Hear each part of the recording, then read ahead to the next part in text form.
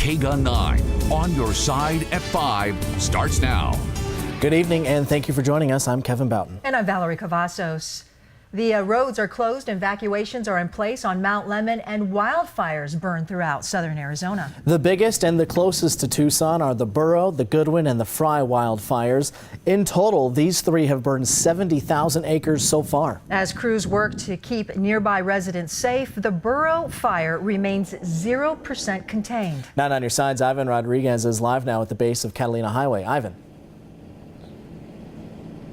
Valerie, Kevin, behind me you can see the road up to Mount Lemmon has been closed because of the Burrow fire, and evacuations are now in place for everyone south of Palisades. The Burrow fire has grown to 5,000 acres burned. According to the Pima County Sheriff's Department, evacuations have been ordered to everyone south of Palisades. Catalina Highway has also closed at the base, and this includes residents and employees. The Coronado National Forest says the fire is 0% contained and has been burning tall grass and brush at the foothills of Reddington Pass near Burrow Tank. Officials say they haven't figured out how this fire began. We're trying to get up to our home in Summerhaven that we just purchased a month and a half ago or so, and we've spent a couple of weekends up there. We were going to spend the 4th of July up there.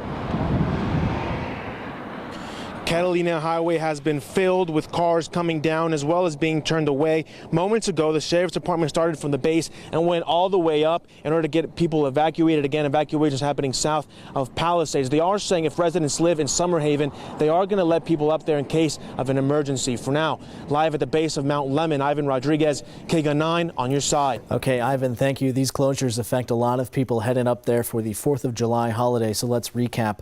Catalina Highway is closed from the base to the Palisades area. That's at milepost 20. Reddington Road to the east is also closed from milepost 2 to milepost 15. The Pima County Sheriff's Department says drivers should avoid that area. The Fry fire continues to burn on Mount Graham near Safford tonight. It has burned more than 70 square miles since lightning started it about a month ago. State fire officials say it has cost more than $16 million to fight so far. It is 45% contained. A state of emergency remains in place in Yavapai County for the Goodwin fire. It's now scorched more than 27,000 acres. Now take a look. This is the area. It's burned about 10 miles south of Prescott Valley. It's now 53% contained.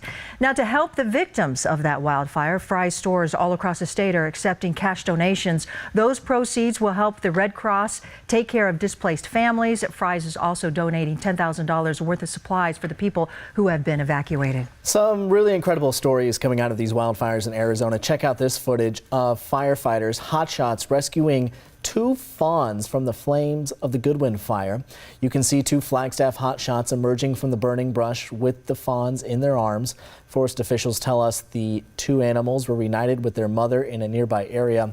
They are now being cared for at a wildlife rehabilitation facility.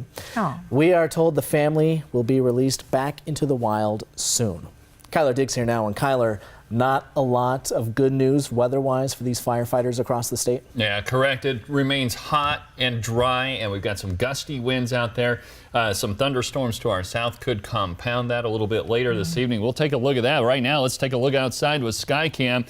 Going to have Jill, one of our camera operators, kind of pan to the left there, and you can see a lot of smoke out there on the east side of Tucson, and it's remaining mostly off to the east of our area, thanks to a prevailing westerly flow over the region.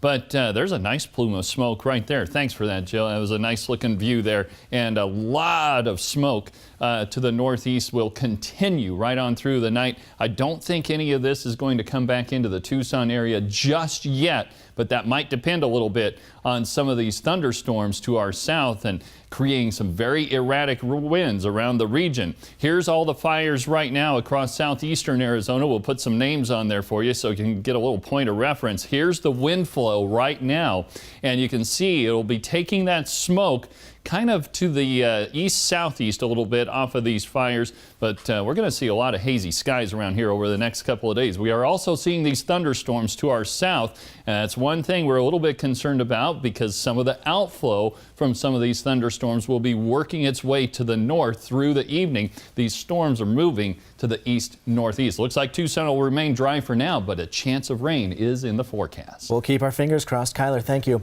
Another fire breaks out, this one at a mobile home on the northwest side of Tucson. Fire officials tell us it started when kids inside of the home were trying to light the pilot light on the water heater. The fire is now out. A firefighter was taken to the hospital for heat exhaustion. Nobody else was injured. Another headline tonight from the president's Twitter feed. It shows Trump punching and slamming a man with a CNN logo on his face. Now take a look. This was shared to 33 million followers on the president's personal account. It was edited from when he appeared in a WWE wrestling show in 2007. Politicians and journalism advocacy groups have since criticized the post, saying it encourages violence. White House Deputy Press Secretary Sarah Huckabee Sanders had this to say in the president's defense. The president in no way, form or fashion has ever promoted or encouraged violence. If anything, quite the contrary. Each and every one of us. On ABC this morning, news contributor Anna Navarro called the president a bully and said, quote, "Nobody at CNN is scared." And if he thinks that with these little tricks, he's going to scare Jeff Zucker, he's going to scare anybody at CNN, he's got something different coming. We are resolute at continuing searching the truth, speaking the truth, and calling out right versus wrong. In response, CNN fired back with this official statement. It reads, quote, "It is a sad day when the president of the United States encourages violence against reporters.